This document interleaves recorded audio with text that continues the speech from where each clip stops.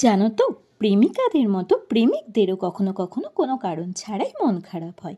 তখন কাছের মানুষকে বাড়ি থেকে তুলে নিয়ে নিজে ব্যাক সিটে বসে স্কুটির চাবিটা হাতে ধরিয়ে বলতে হয়, চল একটু ঘুরে আসি। মাঝপথে একটা ফুলের দোকান থেকে নিজের প্রিয় ফুল কিনে বয়ফ্রেন্ডকে গিফট করতে হয়। যে কোনো দামি গিফটের থেকে ফুল হলো সব থেকে সস্তায় মন খারাপ অনেকটা ভালো করে দেওয়ার জন্য এক অমূল্য গিফট।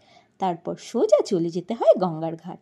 স্কুটি পার্ক করে গঙ্গার ধারে একদম নির্জন একটা জায়গা খুঁজে বসে যেতে হয় প্রেম শুরুর পুরনো দিনগুলোর মতো।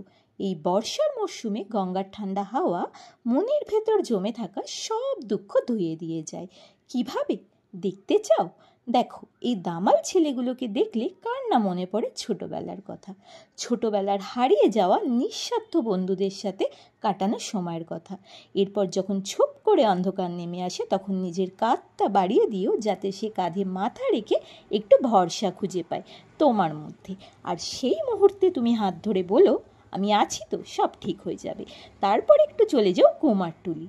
মা আসছে বলে কথা, মায়ের আসার প্রস্তুতি কেমন চলছে তা একটু দেখে এসো। মায়ের কাছে এলে কিন্তু মনের জোর অনেকটা বেড়ে যায়। দুজনে মাকে প্রণাম করে চলে যেও কিছু খেতে। ক্যাফে, দামি রেস্টুরেন্ট ছেড়ে চলে যেও কুমারটুলি স্পেশাল হাঁসের ডিমের বয়েল, পোচ, অমলেট খেতে।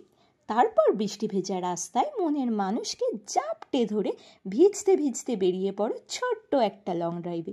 আর হ্যাঁ, ফেরার সময় দেখবে এই যে তুমি তার মন ভালো করার জন্য এত এফর্ট দিলে, সেও তোমার হাতে গুজে দেবে তোমার জন্য কেনা একটা ছোট্ট মিষ্টি গিফট।